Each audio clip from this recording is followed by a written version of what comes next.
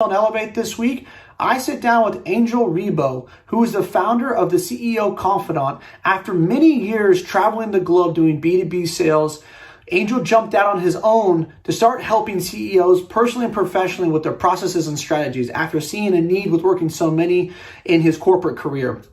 He is also the founder of Wisdom for Kids, which is a charitable foundation that helps underprivileged kids in South America. We had a wide-ranging conversation. Angel is very passionate about helping businesses. Small to medium is his particular niche where he really helps those CEOs elevate themselves and their company to the next level. So I hope you enjoy this conversation.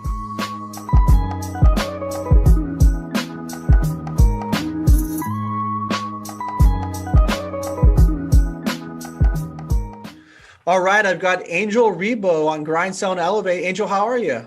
I'm extremely well. Thank you for having me here, and thank you to everybody listening, Tyzer. Yeah, absolutely. Man, you've got a ton of experience in a lot of different areas. You've lived in a lot of places. You speak 5 languages, very impressive. Come from one of my favorite cities in the world. I've been to Barcelona, but I don't want to be the spoiler. I want you to give a little context and background about who you are and what you do, and kind of how you got to where you're at. Yeah, thank you. I would say that one of the questions I've asked myself throughout my entire life has been a very simple question, which actually it was the question I decided to make the motto for 2020. It has only 2 words, and it's why not? Why not? So throughout my entire life, I was the son of, a family of 4, like lower middle class in Spain, blah, blah, blah. But my mom and dad said, you have to learn foreign languages. You have to learn French and you have to learn English. So after high school, I was able to fluently speak English and French and go to any country speaking those languages and being able to defend myself, right? So that started definitely, that defined myself. So fast forward, I ended up here in Plano, Texas, north of Dallas. And what I do for a living, so people know me because of 2 reasons, mainly for 2 reasons, besides being online all the time, is number 1, because I help both corporate CEOs and established entrepreneurs to bridge the gap globally for expansion and exposure. That means that I help them to accelerate the growth of their businesses through different strategies and tactics related to business acceleration, or acceleration of their growth of their companies. And I'm also known because at the same time I started my own business 4 years ago when I left corporate America. I started a foundation. It's called Wisdom for Kids. And what we do is we help underprivileged kids in Latin America, to become entrepreneurs using the local resources. And that I started because I lived in Latin America for many years. So I saw the poverty there. And I said, hey, if I'm not doing it, who's going to do it? Why not? Why not doing it? If it's not me, who's going to do it? Who's going to help out those kids? You have kids. I have kids. Many of us have kids. And who wouldn't like to leave behind a much better world than the world that we found? That's why I started it. Yeah, no, it's beautiful. I think that there's a lot to be said for what you're doing. A lot of people are always like, yeah, there's this issue. Hopefully someone takes care of it, instead of realizing like, well, shit, that person could be me. I could step up. I wanted to get your take. I know you're from Spain. We just talked about you live here in the States. So why Latin America? I mean, there's lots of places in the world, right, that have poverty. People don't get right education, right type of food, water. So why there? Yeah. Number 1 is because I was working for an American company in London. And I was sent to Boston to take a sales boot camp in 2001. And I was reading a book, literally. A friend of mine in London gave me a book, and I was reading that book. It's called The Celestine's Prophecy. If you have not read it, it's a powerful book, The Celestine Prophecy by James Redfield. And I finished reading the book after a few days of vacation I took after my sales boot camp. And at that time, I was in Latin America in vacation after that sales boot camp. And I said, oh my God, there must be a reason why this amazing, beautiful book that I've enjoyed so much to read, I'm reading it in Latin America. So I think I have to come here. So I went back to London. I asked my managers, can you please send me to one of your offices in Latin America? Could you send me to one of your offices? Obviously, being a Spaniard, there's this cultural affinity between Latin America and Spain. So I ended up working in Mexico. Only after three months later, I was already in Mexico City, running the company office there in Mexico City. And doing business with Central America and Mexico. And that was the starting point in which I started to be seeing, encountering, living with poverty around me every single time I was going to visit a client. Every single time I had to serve one of my clients to close a specific deal for the company I was working with, every single time I was going to a manufacturing plant that was in the outskirts of a city or in a rural area. And guess what? Every single time I was parking my car there were people, there were kids saying, hey, could we wash your windshield? Could we keep your car safe? Would you buy some gum from us? Would you buy a bottle of water, whatever that was? So in a matter of minutes, I was like outside those places, meeting with all those people living in poverty, those children living in poverty. And in a few minutes, I was inside a manufacturing plant, talking to the CEO, who was probably one of the most influential person in the area. So I would see this contrast every single time. So I became so sensitive about, how in a matter of minutes or seconds you can be with extremely wealthy and powerful and influential people, and you can be with completely underprivileged, no drinking water, no basic needs fulfilled kind of children.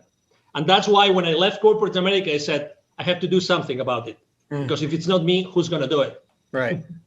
No, it's a wonderful motto. And so what has the foundation been doing to help? Or is there anything that if somebody listened to this and say, hey, yes, I see a need, how can I help or how can I be a part of this? Absolutely. Yeah. You can go to wisdomforkids.today. That's the website, wisdomforkids.today. Basically what we do, and I love to do that, we teach entrepreneurship to kids in a very unconventional way, okay? Because I think that we have to use new ways to inspire children, sure, and to inspire people every time we can. So we actually developed a workshop in which instead of using a whiteboard to teach kids, this is what you have to do, and this is step 1 and 2 and 3. It's a workshop. It took to us almost 2 years to develop it because we have 3 different age groups to make sure that we engage with the kids and the kids engage with us. So we connect with them at an energy level. Like we start the workshop literally dancing.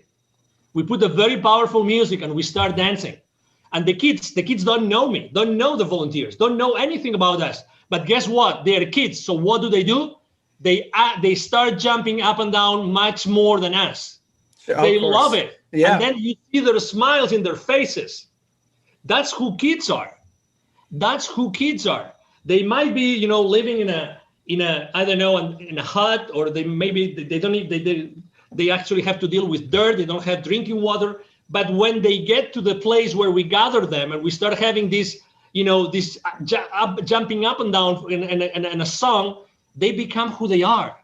They have no masks in the sense that they don't have to pretend to be someone that they are not, because sure, children are genuine. Yeah. We still have not been able to, we still haven't been able to how to say this without using the word screw up their lives, right? As society, right? So they're still genuine. They really want to have, a joyful life. So we connect at that level in the very beginning of a workshop. And from there, we dance, we play games, we sing together. And we even meditate. We use neuro-linguistic programming very, very, very specifically because we really want to make a difference. This is the starting point of our journey with the kids, which is making sure that they understand that they are worth much more than what they think, that we help them increase their self-esteem, and that whatever they do in their lives, it's going to be all right. They need this reinforcement that regardless of where they are, regardless of what their status is, regardless if they are being tutored by someone, they are in a foster home, or they don't have a parent, maybe, whatever their situation is, whatever the circumstances, they still have a clean slate in life. They can achieve anything. They can do anything. And that's what we focus on the first stages of our journey for the kids, making sure that they know and they realize that they can do so much more and they can become whoever they want to. Yeah, it's wonderful.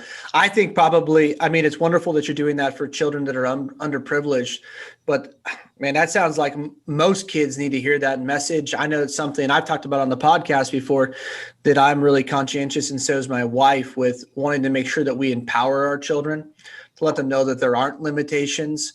I actually had a guest on a couple of weeks ago that he specializes in helping salespeople using NLP. So I'm a little bit familiar now. But it seems like it's a super powerful tool. And if you can start to reconstruct or rewire their brains at an early age to see that there's no limitation, because so many, as you know, and I'm sure that's some of the things you probably help CEOs with, even people that are at the highest levels of business, they still have self-limiting beliefs. Oh, absolutely. Right. Yeah. Yeah. We all have limiting beliefs. It's just the nature of the beast, right? That's who we are.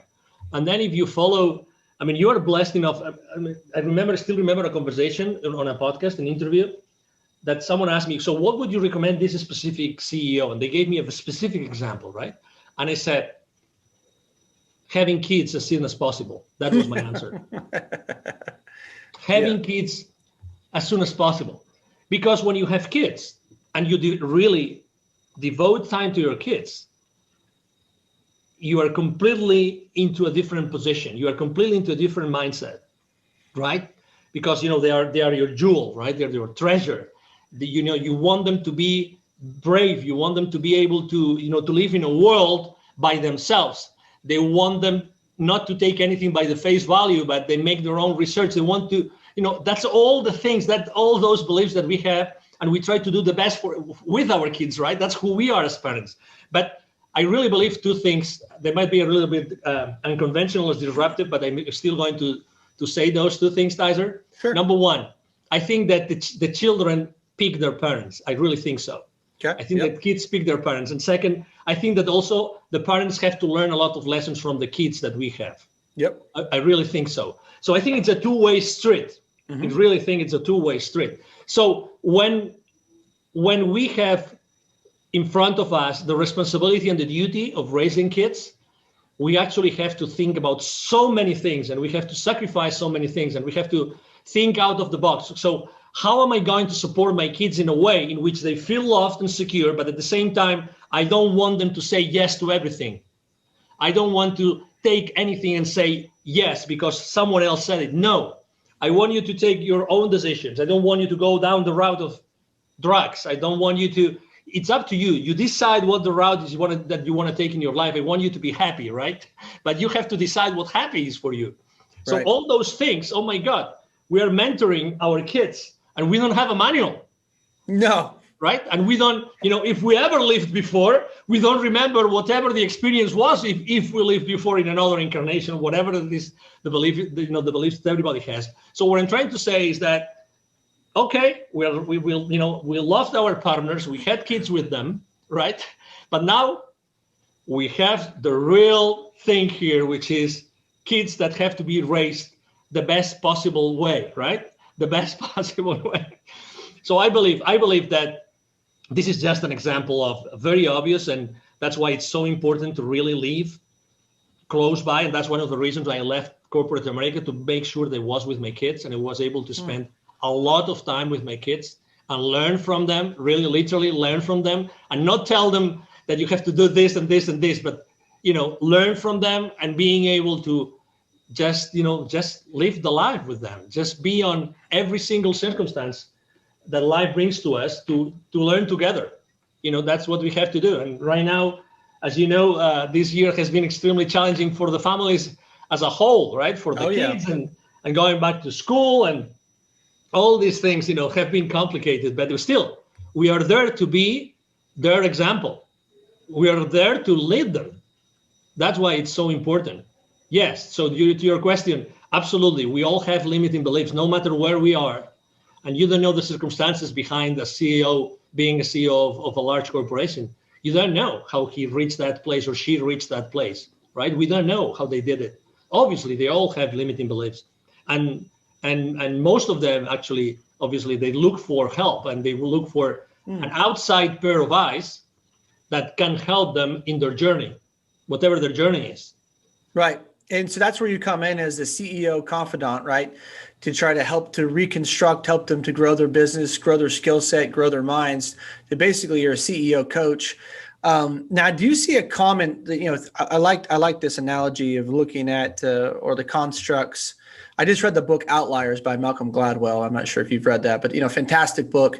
And do you see a common thread or theme among CEOs of companies? Is that there's something that the way that they were raised, or that they have, because I think people would be like, man, how do these people get to the top of an organization, right? Like what do they have that I don't, that gets them to the top to run their own, to either one, start their own company, or two, if you work for a big company, to get to the top of the company, someone like a Jack Welch, right? Like, how do you get to run a huge company like that? It's the questions that they ask themselves.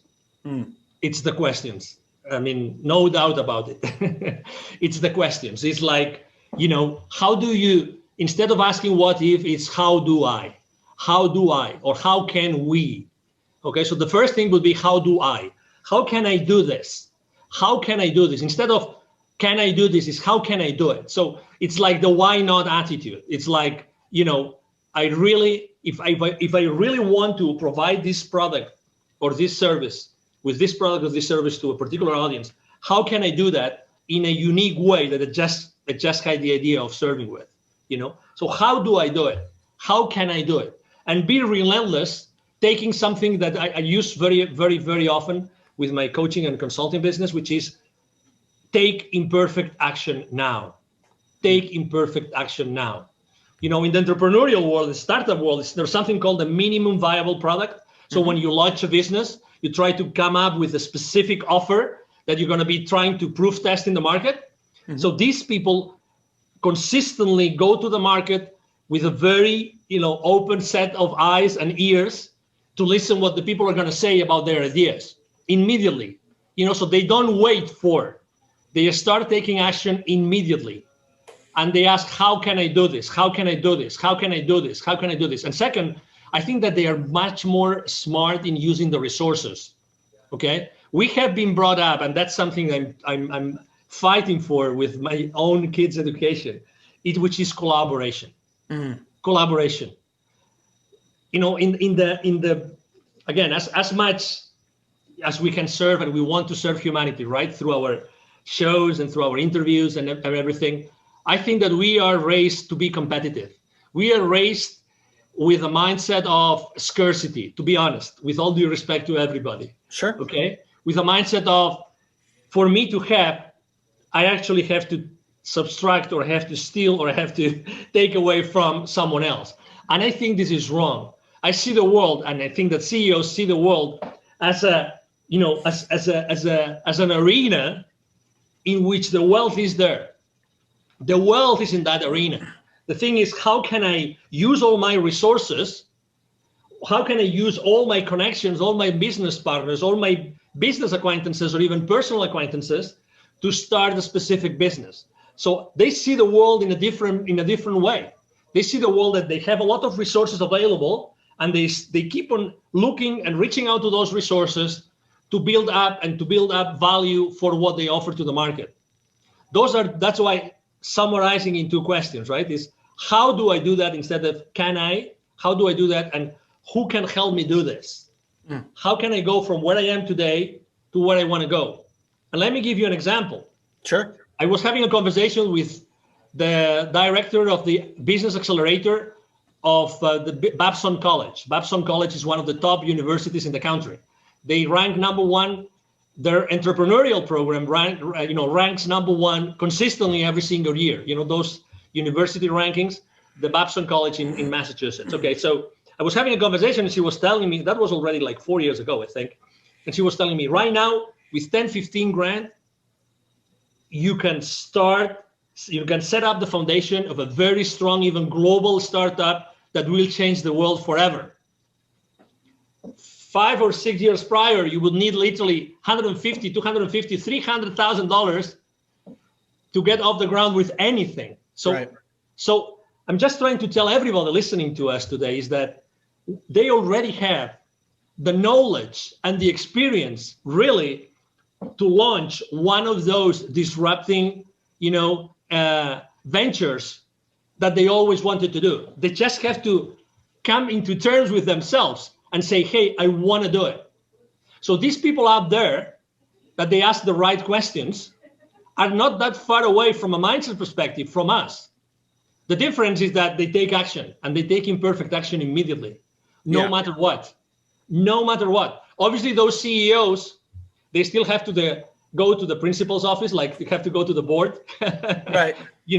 Obviously, because they have to make sure that they are giving back. Obviously, the shareholder value has to be there, and he's accountable to the board and everything. But still, he's still the visible head of the company. And then the other challenge is, how do I make sure that everybody in my organization is fully aware of the business of the consequences of their business decisions, right? And then there's another set of skills, which is how to lead my company. What's the best way that I can keep on growing those systems, those processes, and these people that are working with me to make this, a large corporation, if that's what I want to do.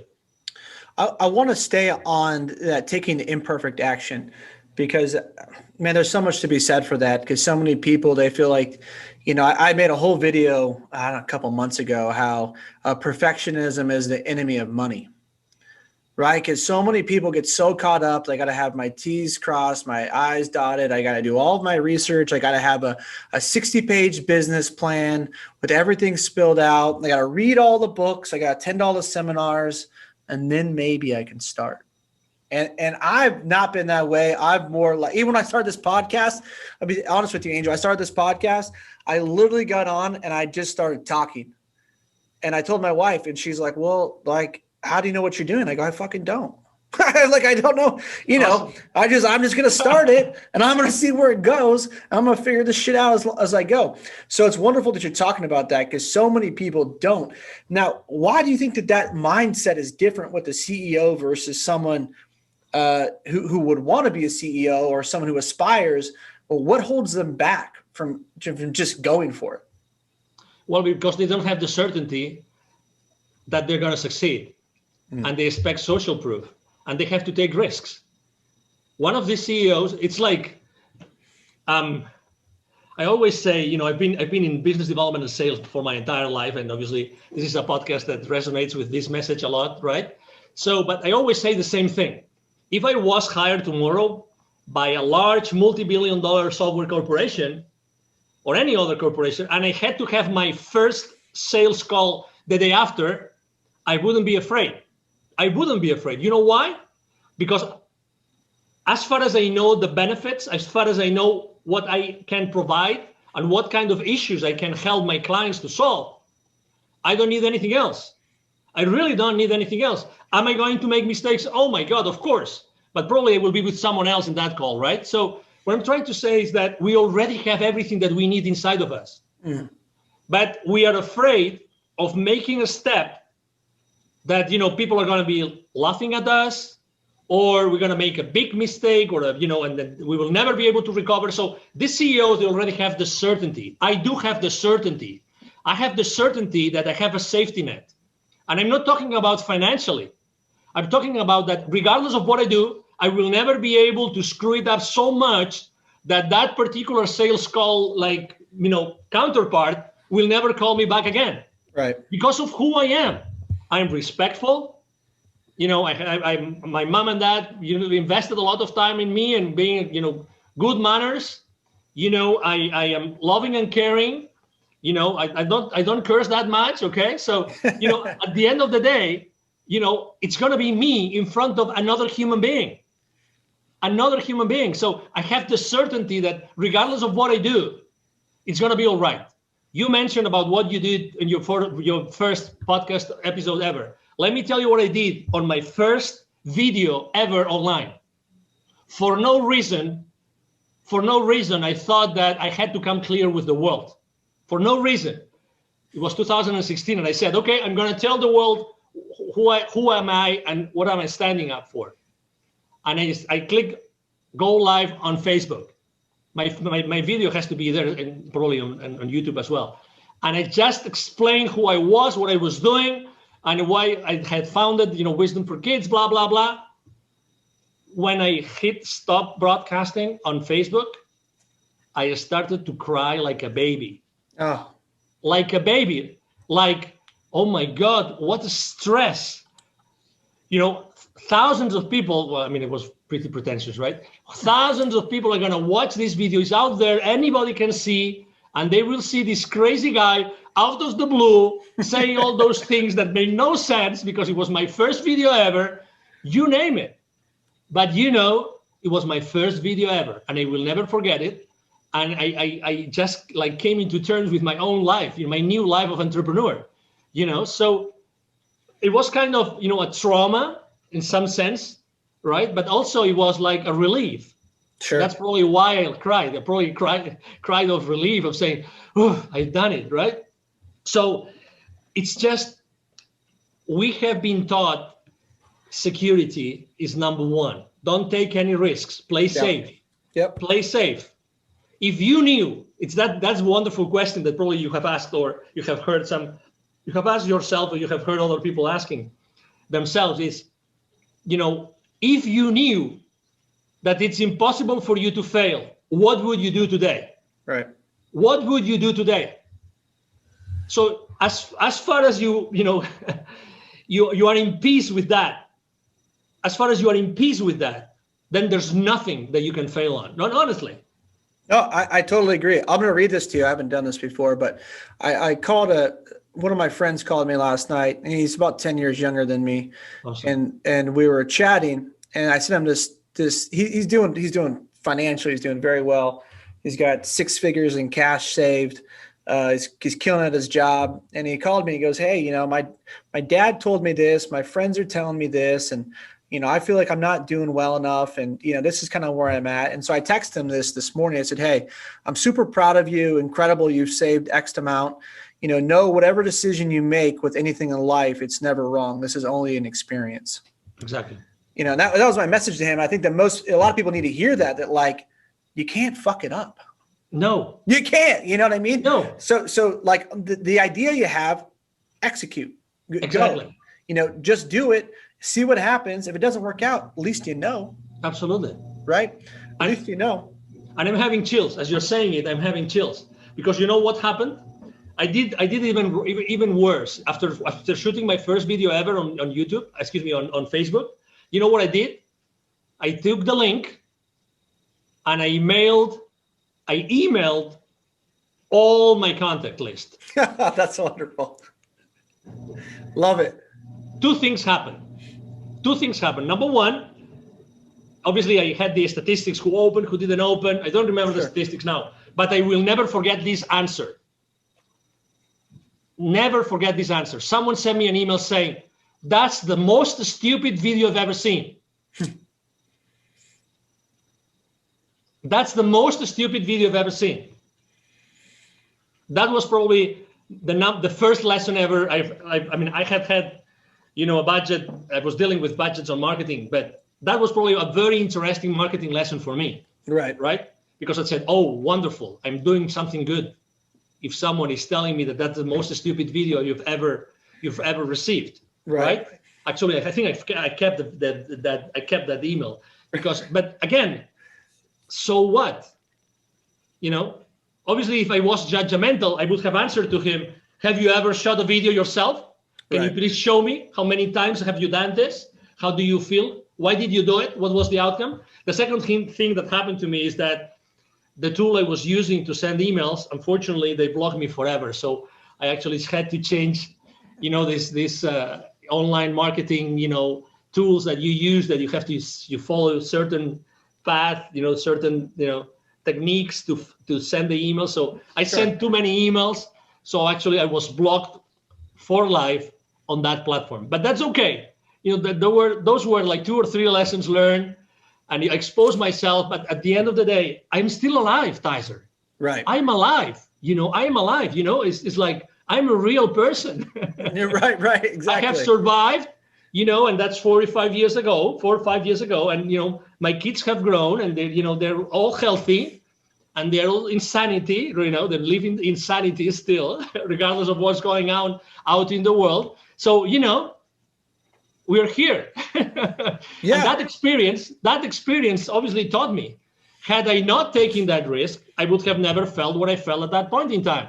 And I guarantee you, I will never forget those feelings of receiving that email or of saying, stop broadcast on Facebook, ever. Well, and I think the biggest lesson of you receiving that email is that life went on. Nothing happened. Exactly. So what? I mean, what's the worst thing? That you, I don't know, that you go and you shoot a video live and there's 10,000 people watching and you say something that you shouldn't have said. Why not? Who's telling you that maybe there were 5 people that they have to hear that specific statement? Is that you? It's the same as you with your podcast. How do you know that that thing that someone said or you said on that podcast show that day did not change someone's life forever? Yeah. How did you know? That's what you do every single day, Tyzer. You change, you transform people's lives every single day by what you say and what your guests say. And that's the beauty of it. Let's do it. Let's do it. Yeah, I've enjoyed that. I love getting the feedback on social media. People, hey, I really took a lot away from this podcast, or this was really meaningful to me.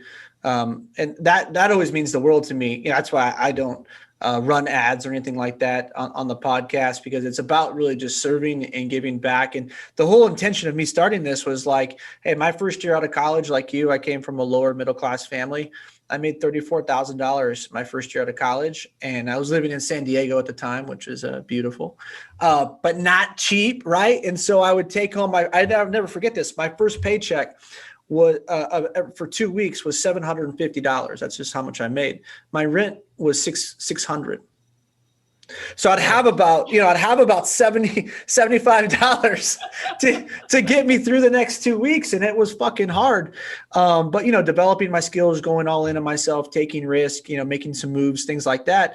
And then once I got to a point where I had, started making really good money, I was in, and I, got the accolades and that type of stuff. I said, well, how can I start to give back to other salespeople? How can I make a difference in other people's lives? And I feel like you and I both have that kind of that common mission together. And I wanted to ask you a question, because I picked up on something through reading about you and even in this conversation. How much of your spirituality plays into what you do and how you help people? Well, that's a great question. Number one, I think that you've probably heard that when I was explaining it. Just to give you an example, when we were thinking about what's the best workshop we can give, what's the best content for a 2-hour workshop for kids that we might not see again ever in our lives, meditation had to play a role. Meditation had to play a role. So we actually, inside those 2 hours, we have a 20-minute meditation. And that's the most powerful part of the entire 2-hour workshop, is the 20-minute meditation. It's a 20-minute meditation. So that's answering your question. So spirituality plays a key role, because I think that the answers to everything that we want to do or we think we can do is inside of us. And I think that we have to, or that has helped me a lot. It's like explore the interior, go inside yourself. Right. So I started in this journey actually reading that book that I told you before, The Celestine Prophecy. I think it's a great book to start for anybody to start in spirituality. So it was then. I mean, I was born in Spain. Everybody in Spain is almost everybody is. Majority of Spaniards are Catholic. I was born Catholic, right? So I mean, I did everything that a Catholic does up until college. Okay. Prayer hands, yeah. Okay. Up until confirmation. I mean, you name it. Everything. I belong even to a professional movement of Catholics, how to live in the professional world as a Catholic, everything. But then, you started to realize that one thing is what you think is good and what you think you should do for this world. And another thing is what some institutions, unfortunately, or some people in representing some institutions have done. So what I ended up saying is, okay, so I have been blessed of being exposed to Catholicism and to learning all this. And that gave me a path that helped me to go for the first years in my life. I will never forget who I am. I will never forget all these teachings, but I have to open myself as I am opening to other geographies, I'm opening to other CEOs, other companies, other countries, other continents, I have to open to other avenues of knowledge. And that's how I started to, go inside other ways of thinking from a spiritual perspective. So spirituality plays a very important role in my life, very important role. I believe that, it's like sales, we haven't talked about this, but I see myself like sales have a very, literally sales have a very important ingredient, very important spiritual ingredient and an energy related ingredient. I always say that sales is just an exchange of energy. And the way I see generating wealth is the exact same thing. Generating wealth or generating business is the exact same thing. I think it's spiritually based because we are spiritual beings. You mentioned experience, right? I mean, you've probably heard this too before. I think we are spiritual beings having a physical experience, right? Totally agree. Exactly. And probably, some people think that we have had many spiritual experiences or many physical experiences, right? Mm-hmm. And I became extremely sensitive about the spiritualism when a TV network in Spain hired me to expand their business internationally by doing interviews, interestingly enough. And their target audience was people open for different avenues of spiritualism. So I started to interview people in the spiritual world. And when you start interviewing people in the spiritual world, you suddenly start being curious and asking yourself more questions. One of the series I remember the most was I did a series, I think it was 12 different episodes, interviewing people that had near-death experiences. Okay, so for someone like me, business-oriented, Catholic, computer engineer is my master's degree. Okay, so I'm kind of very ground to earth. Imagine start being curious about all those things, asking questions. Okay, so tell me your experience, right? Tell me your near-death experience. Well, I mean, after 12 people, I guarantee you there will be some questions that you will start asking yourself, right? And you will start looking for answers. So it's like, take the risk. What can go wrong? What can go? I mean, is there a question that maybe you are not going to ask the right question to a specific, guest that had a spiritual experience or that had a near-death experience? Nothing can go really wrong. Just be there, listen. That's something that we have in common, the hosts, right? We listen a lot. So we know exactly what to ask next, right? We listen, but we really listen. We actively listen. So I was doing that, and that all those different interviews, I even was blessed with interviewing, people like famous people like Les Brown or some Hollywood celebrity and everything. But at the end of the day, you realize we're all human beings.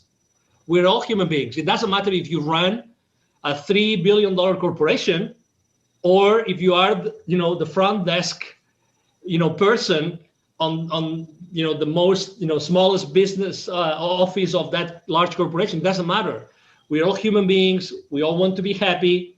We all want to raise a family or build some wealth. At the end of the day, we all want the same thing. We're not so different. Yeah, no, I totally agree.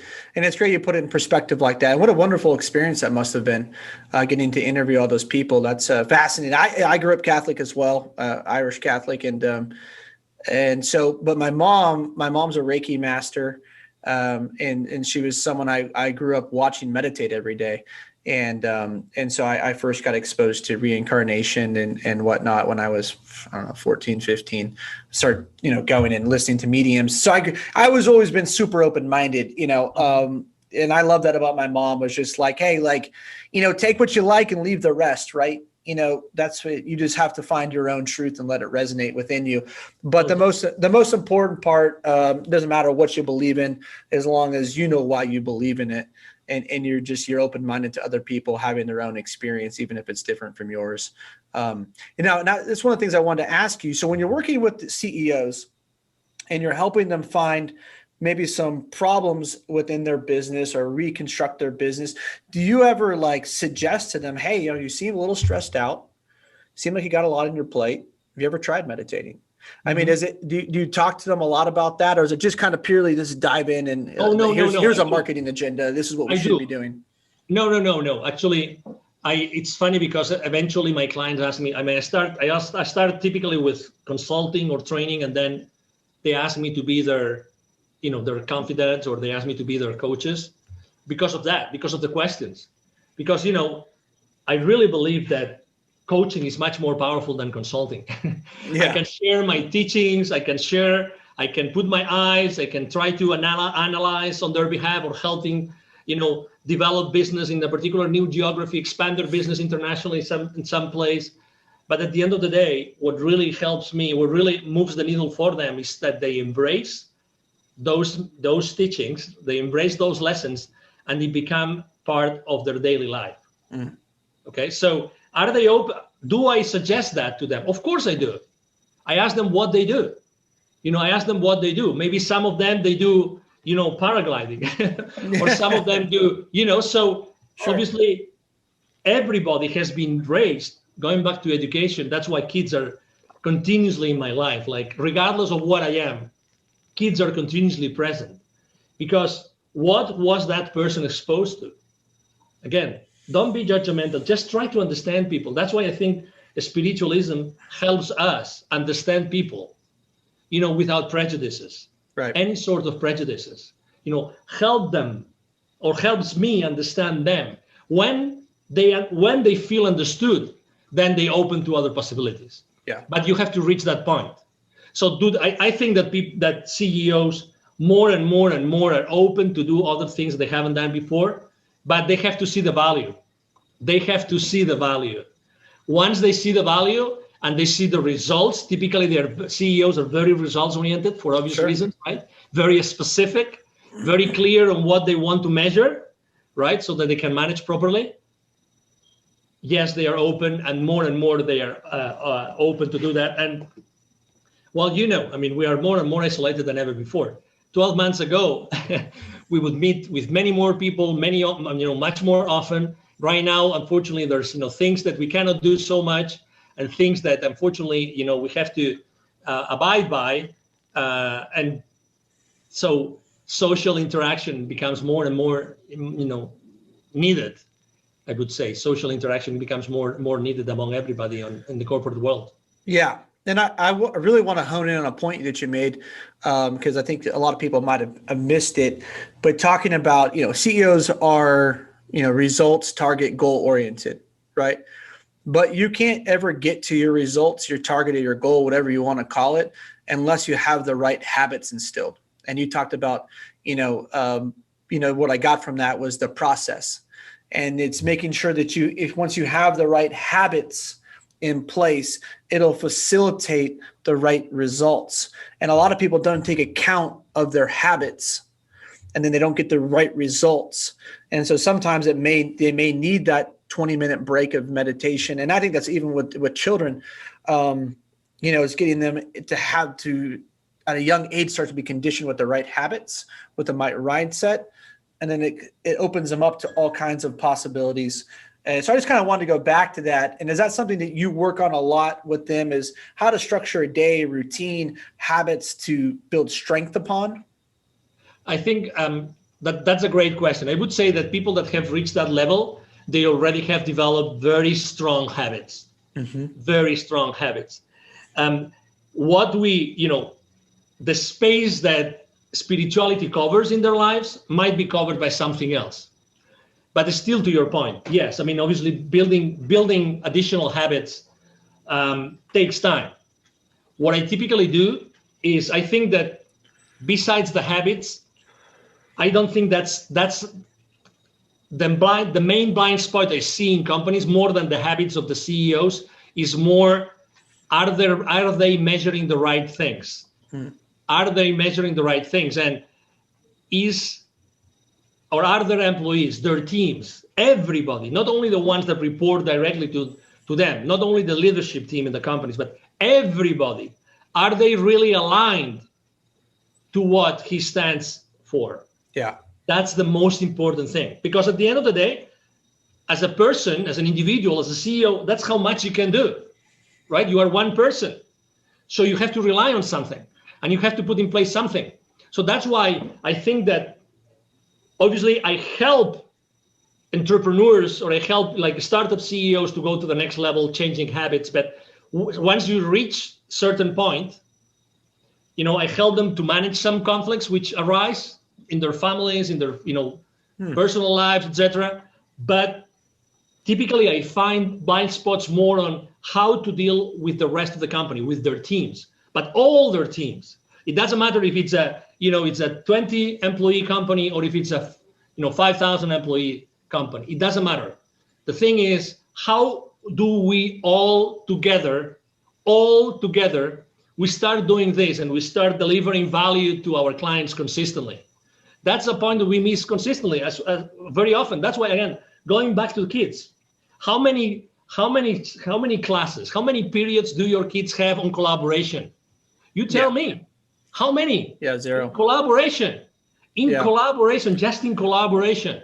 Maybe a little bit in PE. That's about it, Exactly. Yeah. Exactly. And you are a coach, right? So you understand the power of synergy, you understand the power of passion, of enthusiasm, of having a manager. How important is a manager to your team? Yeah, no, it's really important. I mean, it's like he might not be, right, or she might not be maybe, making or throwing the balls, right? But he or she, they are very, very important for the rest of the team. So we cannot just rely on a very small group of people, not just on the leadership team. The thing is, how do we make that every single person in the organization fully aware of the consequences, of the impact of their business decisions? And that's typically what I work the most. Helping the business leaders understand and impact that side of their business. Let's make sure that your entire organization is mostly aligned to what needs to be done. Right. To eventually provide the shareholder value that your shareholders want, because they invested in you, right? So you are obviously reporting to this board because you are also reporting this value that you have to bring back to the shareholders. Yeah, the thing that kind of struck me that I don't see often enough in a way that's done correctly is, Jocko Willink. I'm not sure if you're familiar with Jocko. No. He has a leadership and consulting firm. He got a great podcast. He was a former Navy SEAL. And he talks about, so a lot of his experience when it comes to leadership consulting is based around this idea of the military works so well because you have all kinds of different ranks, right? But they always have a common mission. And everybody on the team understands what the mission is and how they contribute to it. And so often, like corporations and companies, it doesn't matter the size, just don't fucking get that. They may have some fluffy mission statement out there that 80% of their fucking employees don't even know. But I think that if they really honed in and had a viable mission statement that people knew and people could buy into, and that they could all get on the same page, understand how they're contributing to the mission. It sounds to me that's kind of like what you do. You make the mission evident to people, right, across the entire organization. Let me tell you something. Not only they have these fancy missions in the main, meeting room or, the front desk, the hallway, whatever, they make their employees to learn it. Yeah, I know. Yeah. They make their employees to learn it. And sometimes, or unfortunately very often, it's so difficult to learn it. It's so difficult to learn it just because the wording, just because of the message, so I really believe that the number one goal of a mission is that it's engaging for the employees, because they are the ones who are going to be delivering the value to the suppliers, the vendors, the business partners and the clients, right? So if a mission is so complicated that people have to memorize it, it's a wrong mission. Oh my God. I remember, I will never forget that company. The mission was so complicated with so many terms, none of the terms was obvious, was evident, was so difficult to learn. And you still, just saying it, just putting it on the first slide of your corporate presentation to your clients, and then the clients would say, "Oh my God, so many these super duper words, fancy, trendy words, Okay, so how does that 30,000 feet mission help us to have a better business? Right. No client asked me that ever. No potential client asked me that ever. But to be honest, I don't know what I would have answered, to be honest. So that's maybe just a piece of advice. Whenever you drive the process of crafting a nice, a mission statement, please make sure that your employees have a lot to say and they really feel comfortable and it's easy to memorize. Because if it's easy to memorize, it means that they will be continuously focusing on that mission when dealing with anybody else outside the corporation, not only inside. Right, which is the most important part, right? Because we're all trying to get to the common goal, the common objective, whatever that may be, whatever the mission is. You want everybody driving towards that every single day with intention and empathy and love and thoughtfulness, right? I mean, that's what we're trying to do. Is we're trying to serve the other people. Hopefully, that's what we're trying to. That's what we're trying to do. Angel, a couple more questions for you. Do you have any success habits or any habits you would recommend to entrepreneurs or salespeople? Things that have helped you become successful? Yeah, we've talked about this before, but it's definitely my mantra because it makes a big difference, immediate big difference in anybody's business, which is, as I said before, take imperfect action now. That's my mantra. Take imperfect action now. That's the first thing. Hey, if right now you have had to pivot in your business, you have had to reinvent yourself, or you're thinking of doing it, just take a step forward, put some additional value in the market, look for potential clients of yours or friends or whoever, and just start working on that additional value that you want to bring to the market. Take that imperfect action now. Don't be afraid of the consequences. Just do it now. Start interacting with your potential audience. As I said before, I see the world. It's funny that your mom was a Reiki master, right? So I see that the world in terms of energy. For me, everything is energy. You're right. It is. Well, it literally is. It literally is. Exactly. Yeah. It literally is. So if everything is energy, so there's a relationship between the energy that you use and how you use it. Start using it now. Don't be afraid of anything. If anybody else is judgmental, ask yourself this question. Are they going to pay your bills at the end of the month? Tell me, are they going to pay your mortgage? Are they going to pay your electricity bill? Are they going to pay your water bill? You tell me, are they going to do it? They are not. They are not. So keep going, test whatever you have to test. And, I think that's a great time for pivoting right now. Basically, because as you know, the energy of the planet has changed. Right. There has never in history of our lives, right? Regardless of our age, we've never lived in a place in which there's so much fear, ever. Right. Yeah. Like it or not, it is what it is. Let's not be, judgmental. It is what it is. There's a lot of fear out there. So there's a lot of consumers, and obviously corporations are also made up of consumers and human beings like you and me, Tyzer, right? So they have changed internally. We have to speak to them. We have to speak to them. We have to tell them that we know where they are. We have to tell them that we think that we know what they want and what we can offer to them might be of help to them. You never know. Again, we don't know if just this statement has changed the life of someone forever. We don't know. And that's why we're here for. We're not making money out of this. We just are having a conversation of two human beings that have had completely different stories and lives and experiences, right? But they happen to be together right now creating something new, because I believe that interviews have a life of its own. Mm-hmm. They are alive. I think that interviews are alive. That's the power of a conversation. They are alive and they adapt even to our audiences, even if you don't have any interaction right now or any feedback from the audience, but you will obviously have it. So and that's the beauty. So take imperfect action now and don't worry about anything else. Open yourself to opportunities. I have a multimillionaire, a friend of mine who made an exit of $850 million. And he always says, the most important thing, just thinking about it, right? He always says, the most important thing in life is to have options available. Options available. just think about this and ask yourself, do you have enough options available today? Yes or no? If the answer is no, do something about it now. Make a phone call, walk, ask, anything. Change the course of your day right now, and you might be changing your life forever. Love it. That's great advice.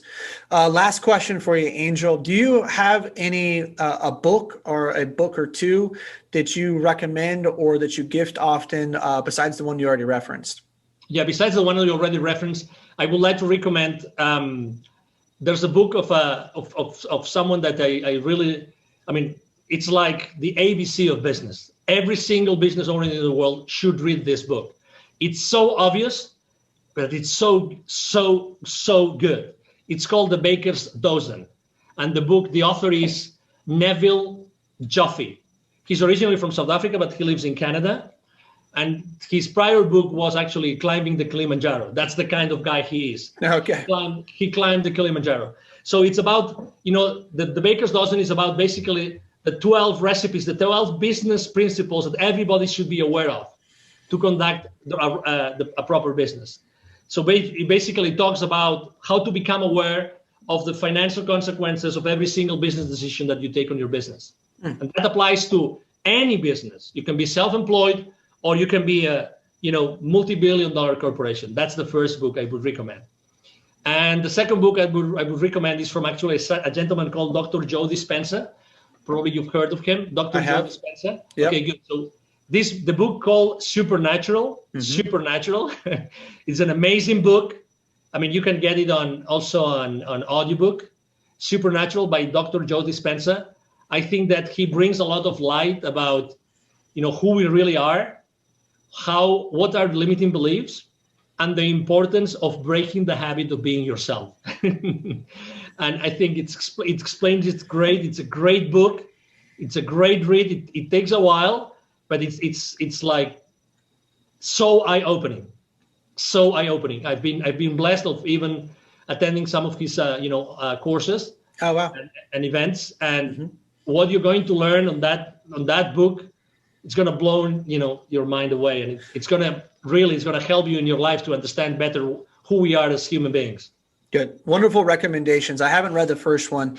I'm familiar with Supernatural. It's my wife actually, she was doing her a yoga certification a couple years ago, and it was part of her class reading. And so she knows I'm into spiritual books, so I end up picking it up. And I've seen many of his interviews on Aubrey Marcus, and I don't know if he's been on Rogan, but he's done the podcast tour, so you can find a lot of his content out there. It's phenomenal.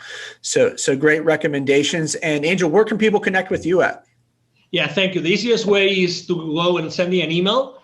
I respond to 100% of my emails. So it's very easy. The email address is angel, as in heaven, angel, at angelribo.com. Angel Ribo, Ribo spelled like RIB as in boy, O. Angel at angelribo.com. And I'm online, very active online. I also respond to every single message online. I'm very active on LinkedIn. I post every single day, both business related and human potential related. So you can find me there, and it will be a pleasure to, if you want to interact with my content, it will be a blessing. Again, I always respond to everything. So thank you for the opportunity to have all your audience, Tyzer, to connect with me. Yeah, absolutely. I will post all of Angel's contact info in the show notes, so you can reach out to him through email, his site, or on LinkedIn. Sounds like those are great places. I know we chatted a little bit. He's got a great LinkedIn following, and he produces great content like he just mentioned on there. So please do connect with him and absorb his content. Or if you're a CEO and you want to work with Angel, please do that. I know he's helped, literally thousands of people, and his goal is to work with thousands more. Read a little bit about that as well. So some big missions ahead, and I love what you're doing for children. That's something, that mantra this year, save the children, all the stuff that's been happening to them around the world, just in general, that's been exposed. I've donated money to it. So I commend you for what you're doing to help children. Literacy is everything in the world to get them to where they need to be and out of poverty. So thank you. I just want to acknowledge you and say thank you for your work you've done. It's very selfless. And thank you so much for your time today. Absolutely. Thank you for the opportunity, Tyzer, and thank you everyone listening. It's our time is the most scarce. The only scarce resource we have is time. So I value the opportunity to basically to talk to you today and to have a conversation with Tyzer. Thank you so much. Thank you.